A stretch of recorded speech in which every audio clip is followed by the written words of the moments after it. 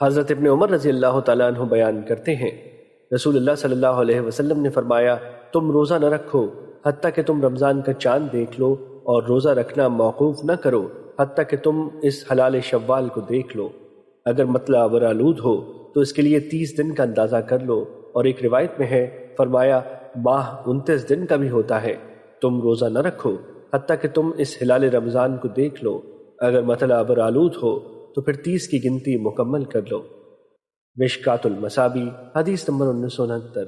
حضرت ابو ہریرہ رضی اللہ تعالیٰ عنہ بیان کرتے ہیں، رسول اللہ صلی اللہ علیہ وسلم نے فرمایا، اس ہلال رمضان کی رویت پر روزہ رکھو، اور اس ہلال شوال کی رویت پر روزہ رکھنا موقوف کر دو، اور اگر مطلع ابرآلود ہو تو پھر شعبان کی گنتی 30 تک مکمل کر لو۔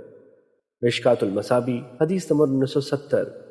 حضرت ابن عمر رضی اللہ تعالیٰ عنہ بیان کرتے ہیں، رسول اللہ صلی اللہ علیہ وسلم نے فرمایا، بے شک ہم امی یعنی لکھنے پڑھنے سے نابلد لوگ ہیں، ہم حساب کتاب نہیں جانتے، مہینہ اس طرح اور اس طرح ہوتا ہے، یعنی مکمل 30، یعنی آپ نے ایک مرتبہ 29 اور ایک مرتبہ 30 کا ذکر کیا۔ مشکات المصابیح حدیث نمبر 1971۔